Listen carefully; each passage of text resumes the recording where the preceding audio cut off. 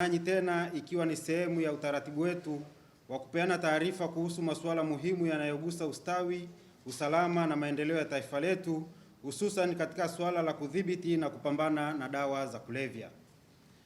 Katika kipindi cha mwezi Machi 2026 tumefanikiwa kukamata jumla ya kilogramu 1983.31 za dawa mbalimbali za kulevya, kemikali bashirifu, dawa tiba zenye asili ya kulevya na kuteketeza ekari 55.5 za mashamba ya bangi. Katika operesheni hizo jumla ya magari 9, pikipiki 12 na bajaji moja vilikamatwa, huku watuhumiwa 77 wakikamatwa kuhusiana na dawa hizo. Uchunguzi wa takwimu hizi umebaini uwepo wa ongezeko la ukamataji wa dawa za kulevya aina ya mirungi katika maeneo mbalimbali nchini tofauti na miezi iliyopita. Kiasi cha mirungi kilichokamatwa mwezi Machi ni kilogramu 1267.12 sawa na asilimia 64 ya dawa zote zilizokamatwa mwezi huo.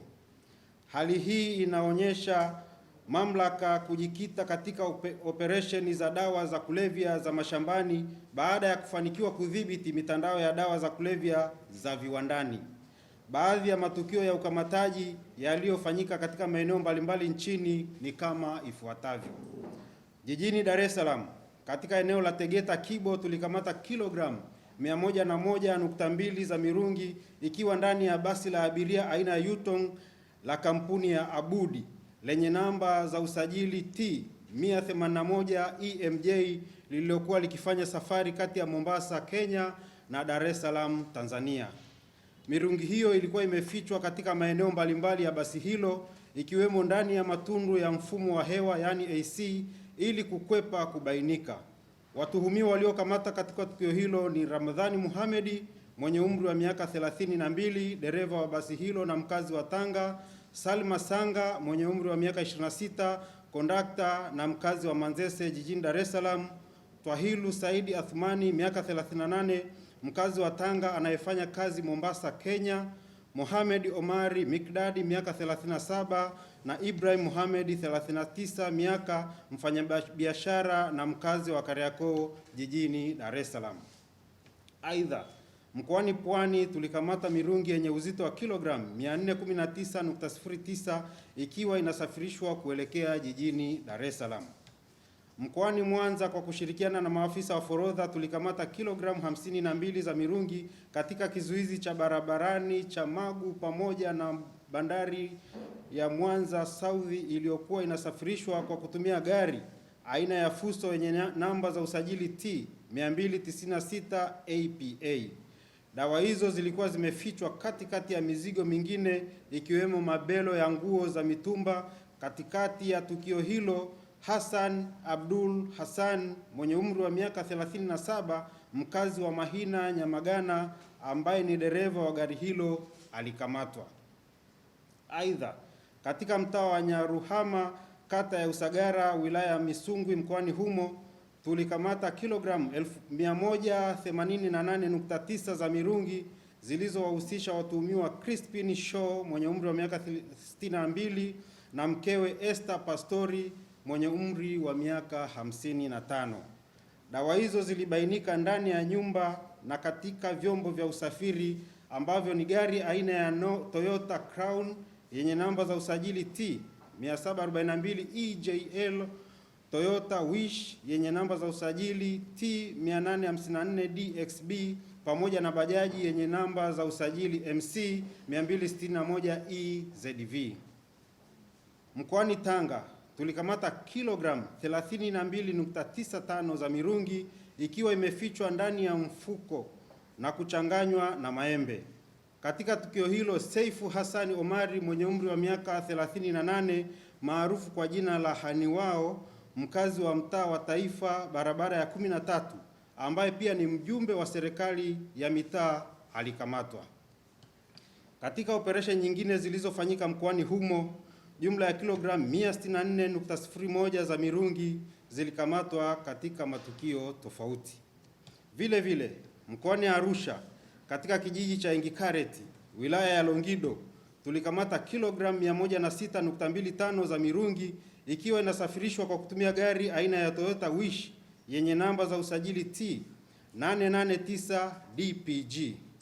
Katika tukio hilo, watuhumiwa Solomon Koholo mwenye umri wa miaka 38, diwani wa kata ya Kimokoa, pamoja na Lameki Kukuu mwenye umri wa miaka 38 walikamatwa.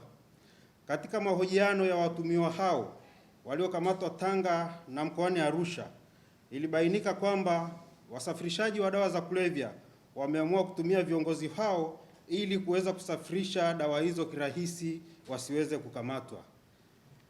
Aidha, katika matukio mengine yaliyofanyika mkoani humo, jumla ya kilogramu 138.42 za dawa za kulevya aina ya mirungi zilikamatwa. Mkoani Kilimanjaro, katika eneo la Himo na Same, tulikamata kilogramu 68.3 za mirungi zikiwahusisha watuhumiwa wawili ambao ni Amini Elitwaza Mazua mwenye umri wa miaka 58 maarufu kwa jina la Mbaruku, mkazi wa Tae Same, na Wilbrad Fidelis Mchau mwenye umri wa miaka 50 mkazi wa Jiapanda Himo. Sambamba na kudhibiti mirungi, tulikamata pia aina nyingine ya dawa za kulevya katika maeneo mbalimbali nchini kama ifuatavyo. Jijini Dar es Salaam, kwenye hosteli ya wanafunzi iliyopo mtaa wa Nyasa Kijitonyama, tulikamata pakiti 144 za bangi aina ya skanka. Katika tukio hilo, tunamshikilia Semvua Sangi mwenye umri wa miaka 31, msimamizi wa hosteli hiyo, ambaye dawa hizo zilipatikana ndani ya chumba chake katika hosteli hiyo. Pamoja na dawa hizo, mtuhumiwa alikutwa pia na kifaa anachokitumia kuchanganya bangi hizo na kuzichakata kabla ya kuzifunga kwenye paketi ndogo ndogo na kuzisambaza. Tukio hili linaashiria uwepo wa mienendo ya biashara ya dawa za kulevya katika maeneo yanayozunguka taasisi za elimu. Hivyo, tunatoa wito kwa jamii, hususan wamiliki na wasimamizi wa makazi ya wanafunzi, kushirikiana na vyombo vya dola kuhakikisha mazingira ya wanafunzi yanabaki salama bila kuwepo na dawa za kulevya. Aidha, mkoani Songwe katika eneo la Tunduma tulikamata kilogramu 8.2 za bangi aina ya skanka. Dawa hizo zilibainika zikiwa zinasafirishwa na mtuhumiwa Luitiko Uswege Kapambila mwenye umri wa miaka 39 kuelekea Mbeya mjini akiwa ndani ya lori aina ya FAO alilokuwa ameomba lifti kutoka Tunduma. Pamoja na operesheni nyingine zilizofanyika katika mikoa ya Morogoro, Dar es Salaam, Dodoma, Tabora, Mwanza, Mtwara, Mbeya, Ruvuma na Shinyanga zimefanikisha ukamataji wa kilogramu 662.505 za bangi na kilogramu 85.49 za skanka. Katika kuimarisha udhibiti wa kemikali bashirifu na kuzuia uchepushwaji wa dawa tiba zenye asili ya kulevya, mamlaka kwa kushirikiana na mamlaka nyingine za udhibiti tulifanya ukaguzi katika kampuni zinazojihusisha na kemikali bashirifu, maduka ya dawa tiba, kampuni za usafirishaji vifurushi pamoja na bandari kavu. Kutokana na ukaguzi huo, jumla ya kilogramu 3,012.5 na lita 17,960 za kemikali bashirifu zilizuiliwa kutokana na kukiuka taratibu mbalimbali za kisheria. Miongoni mwa kemikali hizo ni potassium permanganate, hydrochloric acid, acetone, sulfuric acid na acetone acid glacial. Kemikali hizi endapo zingechepushwa zingeweza kutumika katika mchakato wa kuzalisha dawa za kulevya.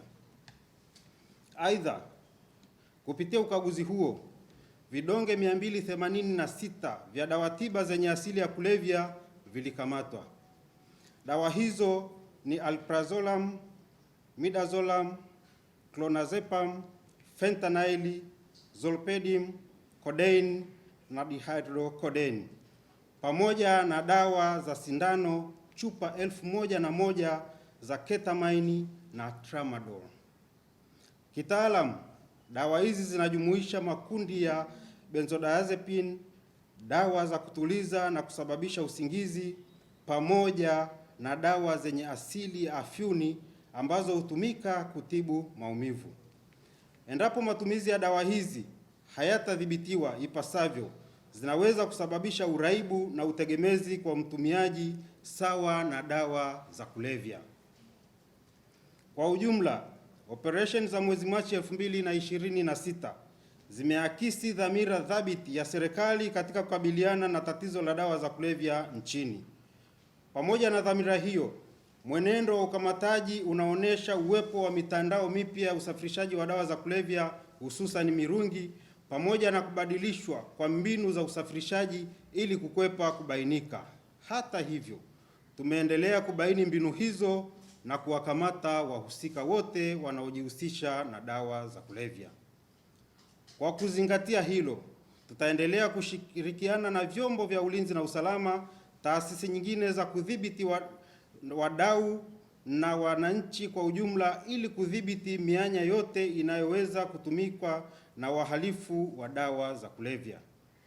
Pamoja na hayo, tunachukua hatua kali za kisheria kwa mtu yeyote atakayebainika kujihusisha na biashara ya dawa za kulevya bila kujali hadhi na nafasi yake katika jamii. Hii ni kutokana na kwamba baadhi ya wasafirishaji wa dawa za kulevya na wahalifu wao wanajaribu kutumia viongozi na watu wengine wenye umaarufu katika jamii kubeba dawa za kulevya, wakiamini kwamba wanapopita katika hizo barabara au katika usafirishaji huo wa dawa za kulevya wanaweza wakafanikiwa kuzifikisha wanakotaka kuzifikisha bila kukamatwa. Lakini tunatoa onyo kwa watu wote ambao wanatumika kwa namna moja ama nyingine kusafirisha dawa za kulevya kwamba tutaendelea kufanya operation na tutaendelea kuwakamata bila kujali hadhi zao na bila kujali umaarufu wao katika jamii, kwani sheria ni msumeno na inahakikisha kwamba sheria haiangalii anayefanya kosa ana hadhi gani katika jamii.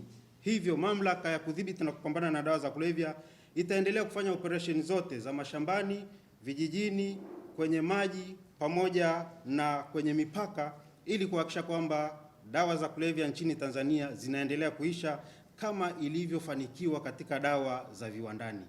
Asanteni sana.